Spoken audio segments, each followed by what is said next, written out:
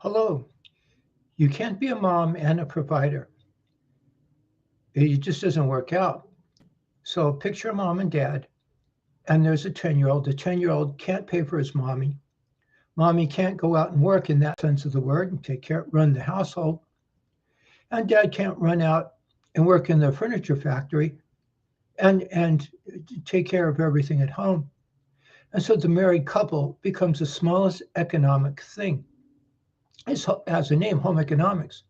You get into this. There's a living room to live in, and a dining room, and a kitchen to support the dining room. And that's how you get a detached house in the 1950s.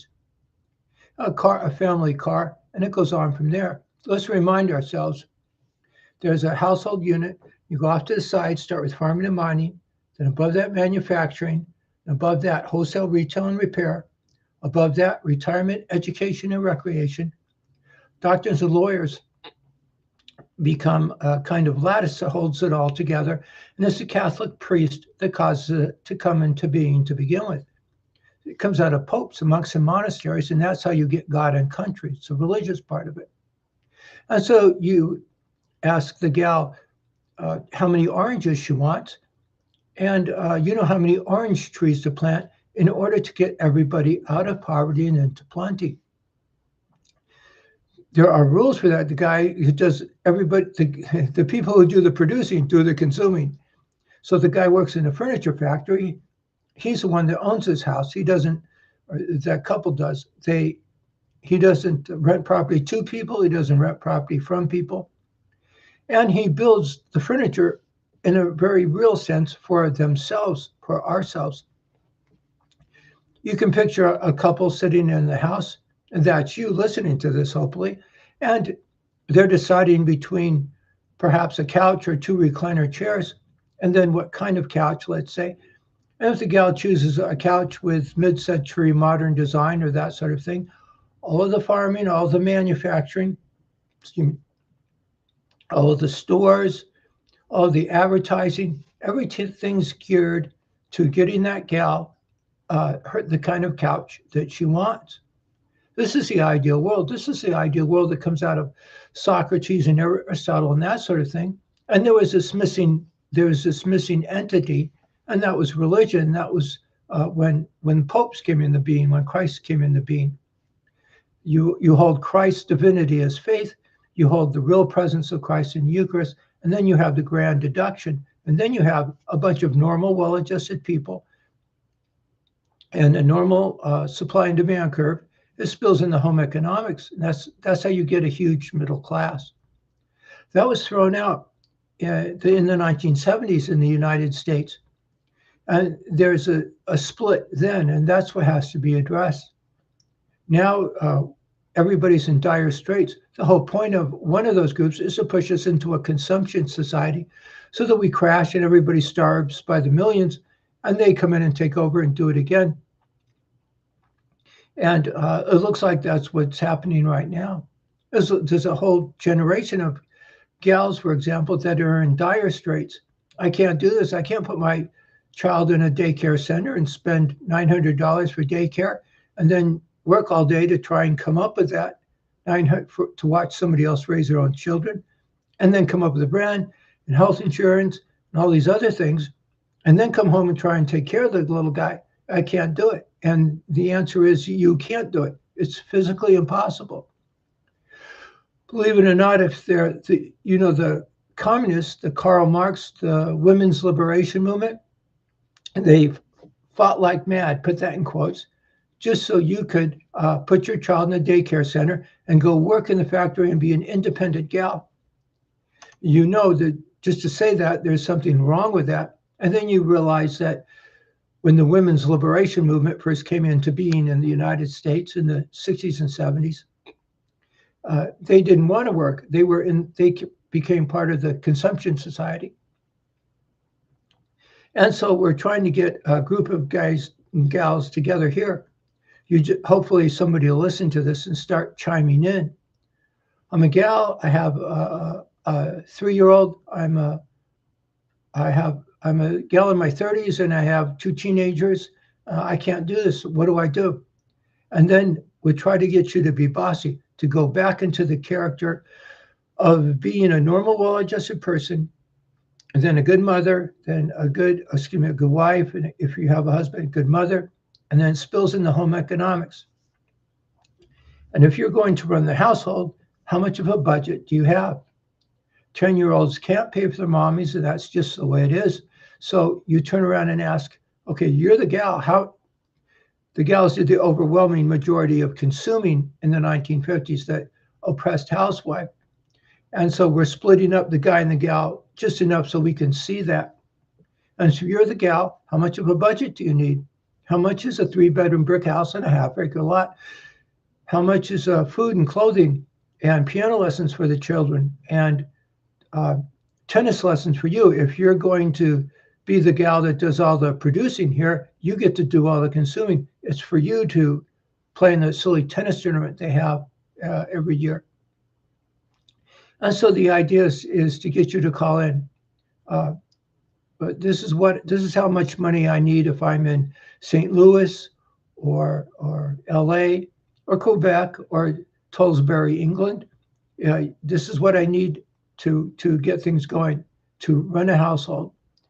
And then from the point of view of the guys, if you're going to do the consuming, you do the producing as well. You have a job, and there are certain rules to a job. A job is something that produces things. A plumber is a job. A professional athlete is not a job. The guys that go out, an architect that puts you in your own house is a job. The kind of architect that gets into a duplex and starts to buy property and rent it out to other people. That's not only not a job, that's tyranny, that's treason in the United States. That's true of the overwhelming majority of the history of human beings on this earth. But in the United States, that's supposed to be a given, and it wasn't. It was thrown out. So if you could call in and say, okay, the gals that chimed in said they can do this in St. Louis, they need about this much money to run a budget, and you chime in, and then you compare the budget, the money you have when they hand you the paycheck, and then ask how many hours do you have to work in order to come up with that budget. If you have those two things, then you can do something about it. So what's wrong? What is God and country? God and country is made up of 3 things. You straighten out your emotions. The Shop Manual definition of, you straighten out your emotions. You will the good of another person. And you do that because Christ rose on the 3rd day.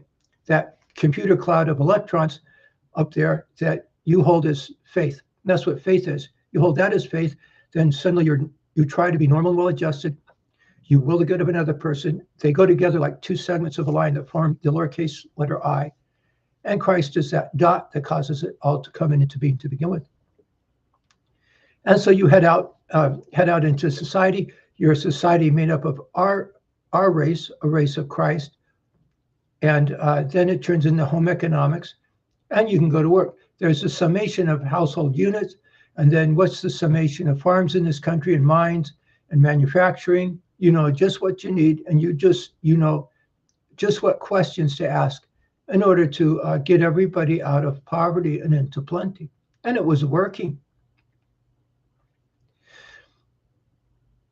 So I'm hoping somebody will hear this. I've been on for a few weeks now. We have our little story about the priest and the pimp, which represents the classic battle of good and evil. And we have a sense of original sin. The Shop Manual definition of mental illness is the normal taken into the abnormal. That's something both the Catholic and the atheist say. The Catholics say, hold on here, Joe, go backwards. From a cold to the flu to pneumonia, go backwards. From pneumonia to a cold and then to being normal. The normal is normal, but not good enough. For example, the young man sits in a chair and fantasizes about the gals until he becomes sexually aroused. Then he opens his eyes, look around the room again, close your eyes, only this time he's fantasizing about actually getting the gal pregnant. And there you go. These very strong emotions, to associate them with actually impregnating the gal, getting her pregnant, is not a natural thing at all by any stretch of the imagination. And now I understand what original sin is with a snap of a finger. If you add fear to that, your attitude changes when somebody tells you to be afraid or not. And then just sheer violence. The environment changes your attitude. Your attitude changes the environment. And then it's something you have to be taught. And there it is, that very famous phrase from philosophy. What takes away your free will? Fear and sex and ignorance and violence. And there's still something missing. And so that's when Christ comes into it. If Christ really did rise on the third day, then you sort of go all the way out there. You hold extremes. You hold that as faith, that disposition in the priest in the movie The Exorcist. And you hold that as religion, and then you head out again. Suddenly, you're normal and well-adjusted, and then you will the good of another person. You make money by putting people in their own business, the leadership style of washing the feet of the apostles. You have a normal supply and demand curve. The normal supply and demand curve isn't natural at all. So I'm hoping somebody will hear this and start in. I'm a gal, I live in Great Britain. This is how much money I need.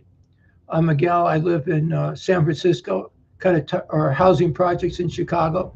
Kind of tired of living on a sidewalk in San Francisco or in housing projects in Chicago. Housing projects, at least several decades ago when I was a bit younger, they were considered the most expensive slums in the history of human beings on this earth.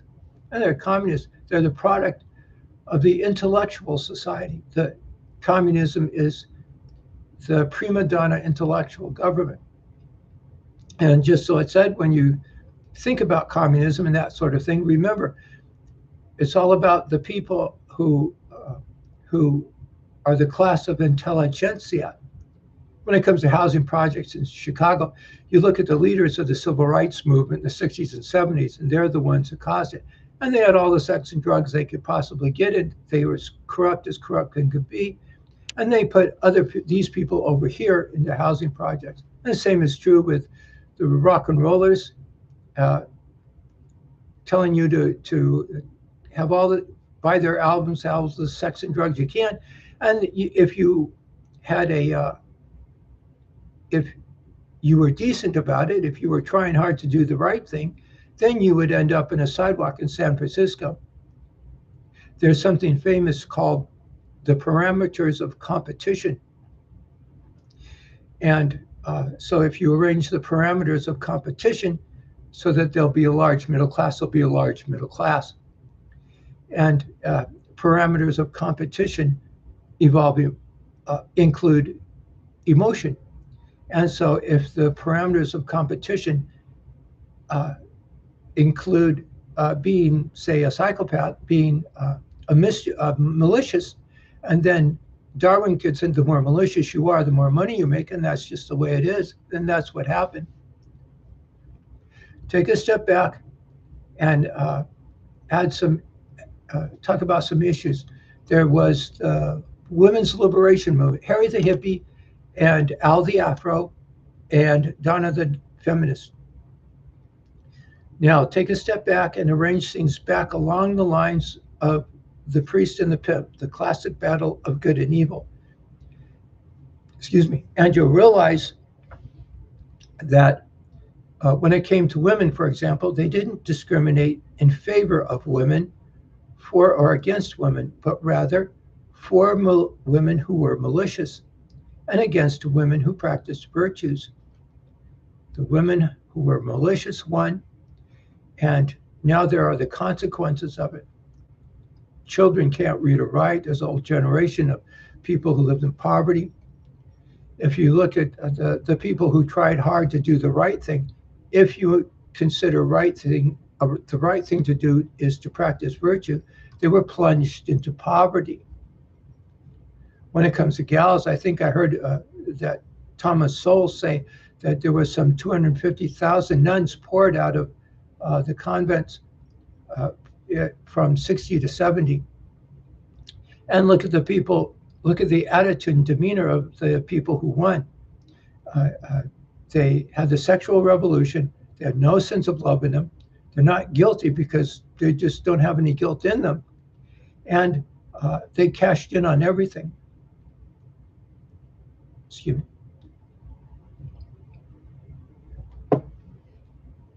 It makes you want to sit and cry because we were there. We were the United States, and we were where everybody says they want to end up, and they threw it all out. The people who threw it all out are the people like the communists and the fascists that well, they wanted to cash in on everything, I guess. If they were in the United States and they were a communist, they were trying to do the right thing, they would simply quit being a communist and be a Catholic, is what it amounts to. We weren't officially Catholic, but we were officially Yanks. And you can't be a Yank without being Catholic, so you be Catholic and a Yank appears, you get on with life. And that's just the way it is. They wouldn't do it. Society reaches a fork in the road. Poverty leads to piety. Piety leads to prosperity. Prosperity leads to pigging out, and pigging out leads to poverty. And they had reached that fork in the road where it was working so well, and we just had unbelievable wealth. Our middle class was so much higher than the other societies, especially the communist societies and the European societies. In fact, they don't have a middle class. They had a peasant to property class society. And they reached a fork in the road, and it was their decision to either cash in on it all or get on to a maintenance level. I could move, and they chose the former. They cashed in on everything. A good example of that is something when I was younger. I went back and started enrolling after I graduated. I went back and started enrolling in classes, walking into the fog, and there was you realize all these how many university professors because they were incredibly left wing, because they decided that they had to get away with it because they could get away with it, and they had an attitude. There was no love in them. There was no sense of guilt in them. They would get together and they would invest in food franchises, among others. There was an explosion of food franchises, and they were one of them. And they reinstitutionalized teenagers back in the workplace. Worked teenagers 6 hours a day with no break, but never more than 30 hours, I think, because if they worked 31, they would have to pay them workman's comp. They would have to pay benefits, and they got pros in that. They institutionalized teenagers back in the workplace, and it didn't bother them that they didn't have to. That's as opposed to going downtown or saying from now on it's God and country. If you go to the Supreme Court, throw them out, replace them with judges that say only the Catholic Church, and then we become a bunch of Yanks, and so you're a society of normal, well-adjusted people, the stereotypical 1950s, and then perhaps somebody got out of college, and they with a business degree, they get together with somebody with an architect degree, and they find somebody with a degree in cooking, and they come up with a hamburger franchise, and they go over to the high school where there's a vocational chef, and they put that chef in his own franchise. So the opposite of those university professors would be, for example, an owner-operator franchise, and then they would have rules themselves. They couldn't hire teenagers to work for them. It would be an owner-operator, and they would operate within the curbs of the road, and we would all live in a house. Remember, a house is what gets everybody out of poverty, and that's what you start with. And perhaps if they were that kind of architect, or that they would live in a little nicer house, and that's just the way it is. and good for them. And so the people who are talented at putting you in your own business rise to the top. They would never be as rich as the people who have no sense of love or guilt in them, the communists, and that would move into the foothills and own a bunch of franchises, and you have to spend your life working for them. That's what we had a revolutionary war to get out of. And they simply threw it all out. They trashed everything. If you realize something, in the 1970s, courts came out and said you could have no religion in government. That was the time when society changed in a very profound way. And so you couldn't do it. You have to think about it for a moment. You couldn't go to court in the United States, even in the United States, and you couldn't say, look, these people are malicious and these people are causing other people to have to work more hours. You couldn't do it. You have to have religion. You have to have that outside other imposed thing. Boy, if you were a Catholic, if you was the poor Catholic Church, they shouldn't even exist. You happen to be a young man in a seminary or a nun in a convent, and you want to know what happens. You know what happens when they take you out of the picture. They had a blank check and unlimited resources. The only thing that was taken out with you was you. And look, there's poverty everywhere, people starving in the streets. And it's only going to get worse. I'm drifting a bit, but I don't care. Now let's go back to you. Here in Tucson, it takes about $900 come up with daycare. So you have to work how many hours? So what kind of job you have? And come up with $900 a month to watch somebody else raise your child. You're supposed to love that, by the way, in case you didn't know that. It's about $1,600 for an apartment that's a one-bedroom apartment that's comfortable enough to support one single mom and child, so long as they live in the same bedroom. If it's any less than that, it's too slummy to put a kid in. And in this camp, you don't rent property from anybody. You own your own house. You don't rent property to people. You don't live in a communist housing projects, and you don't rent property from people. You don't live in communist housing projects. You live in your own. Everything gets reduced to its smallest economic unit, and you have a responsibility.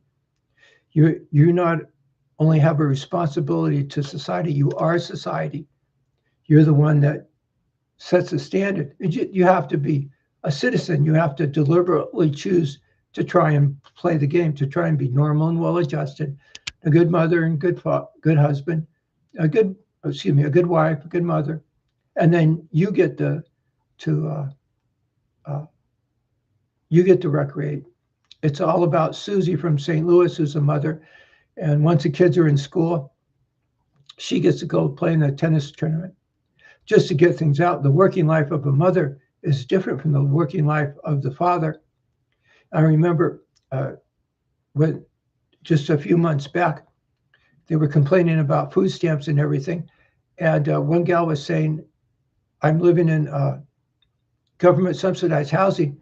And they're telling me as soon as my child starts school, I have to go out and find a job. No. That's where, if you're a MAGA guy, you're doing things absolutely great up to about that point. And then don't do that anymore. No, she's got a job. That's first she takes some time off to recreate. That's hers.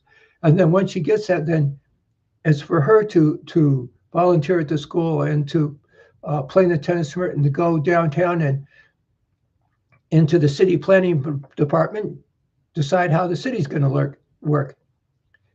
Look, she has her working life, and you have your working life too. Just to get something out, you started between the time you're 17, 18 to the time you were 65, and you got a couple of weeks off a year and 2 weeks off, 2 days off a week, and that's a pretty rough outfit. So the idea would have been to lower the amount of hours you work. Maybe you could work 4 days instead of 5, a day off for yourself, a day to do the chores, and a day for the wife and children. that sort of thing. To walk down that road is a completely different world. Now you don't retire at 65. And you wouldn't be, if you're working, you at work, and then you and your wife have to work, and now it's just isn't going to work out. It's just gonna crash and fall apart. So if you could call in, but somebody better start joining this gang.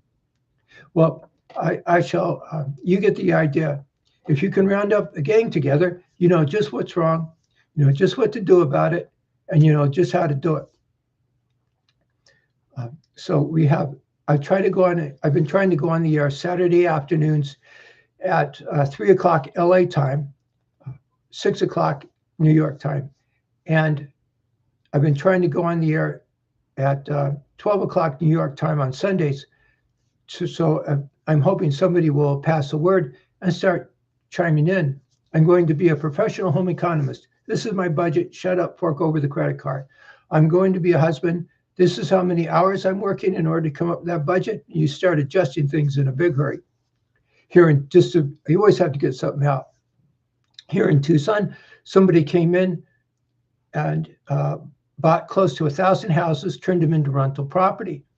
And you know what happened? The price of houses went up and people have to rent. And that forces a class of peasantry. And so I'm sure that those people will give up the 1,000 houses. They'll go get a garbage sack. They'll go form a class of peasantry beneath the class of poverty that they caused. And then you put 1,000 houses up for sale. The prices of houses will adjust. It'll drop. And you only sell those houses to the common housewife, the common husband. And there'll be an adjustment made. That adjustment is a God and country thing. And that adjustment is what made the United States a shining city on the hill for the world to see. And so I hope to see you again, on the YouTube channel. There's a YouTube channel called Priest and Pimp. And there's one on Facebook called Time to Act, and Instagram and Truth Social, I hope. And so I hope you'll join the group. There's a group and then there's a channel on Facebook. I hope you'll join the group and comment. You have to be bossy. We'll try to get you to be bossy. Okay, thank you very much. I hope to see you next week.